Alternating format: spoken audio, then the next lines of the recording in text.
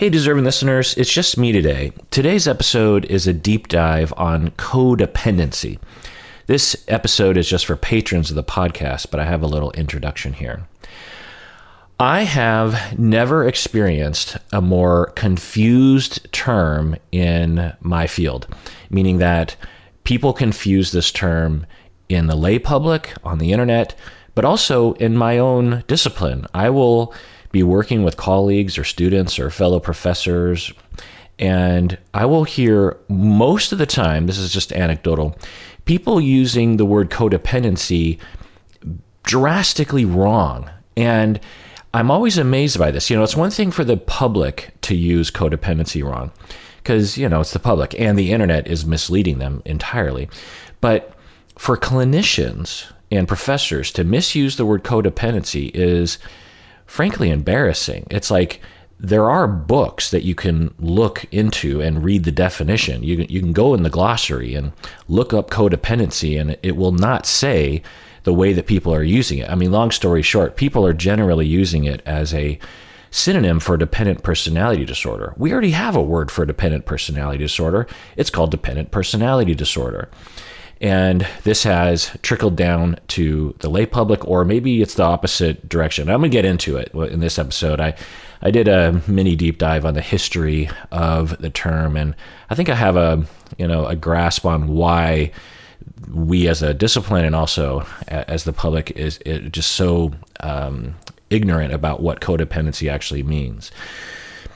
Also, in doing this deep dive, I found that codependency is much more interesting than I thought.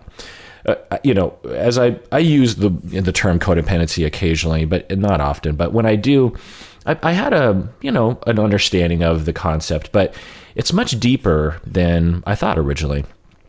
And after doing this deep dive, I've come to consider codependency to be another personality disorder. And in this lecture, I'm going to be making a case for including this. Maybe not the DSM, because the DSM isn't the end-all and be-all of wisdom in our field. For example, passive-aggressive personality disorder, or sadistic personality disorder, or psychopathic personality disorder. I still use these. These are not in the DSM, but they are in the literature. And I would say that codependency is a personality disorder. And I'm going to make an argument for that because we have other words that describe non-personality disorder codependent behavior, which I'm going to get into. There's things like overfunctioning, or just simply enabling, or what we call prodependence as opposed to codependence, or being addicted to relationships. There's all these different terms that kind of get mishmashed into codependency. And I want to get into that. So this is going to be a long one. I'm going to be talking about the definition. I've made my own definition. I'm going to be giving other definitions that other people have proposed, and there are a lot, and they are varied. I'm going to give the feminist critique of codependency, which is valid. I'm going to obviously describe codependency, the core components, other possible components. I'm going to talk about the results of codependency, what kind of outcomes, like negative outcomes, that are a result of being a codependent person.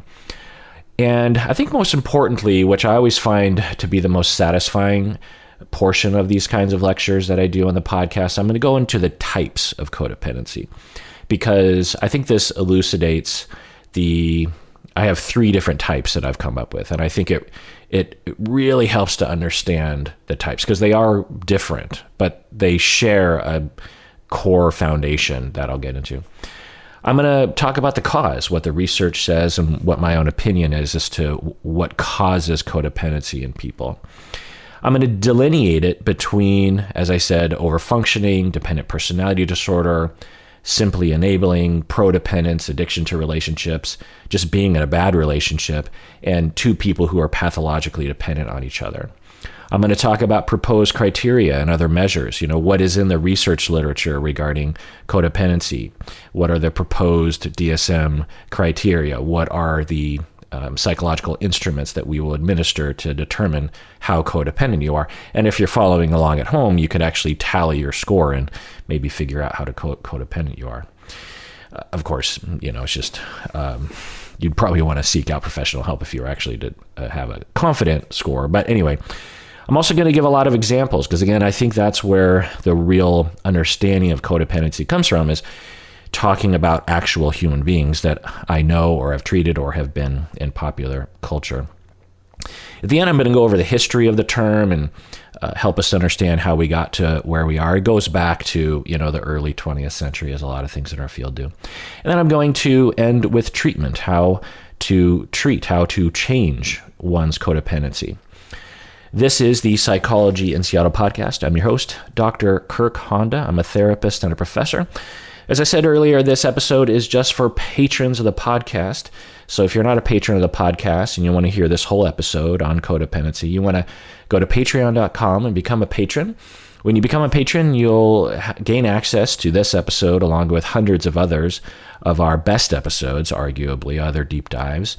Also, know that a portion of your pledge goes towards various charities that we support and also goes towards scholarships. We've given out, I think, over $10,000 or $12,000. Because of you, patrons who've already signed up, a portion of your pledge has gone toward giving scholarships to students who are making a difference in the world and plan to do wonderful things for society and people. And so thank you so much for being a patron. And if you're not a patron, it's up to you, but you can do that now if you want. All right.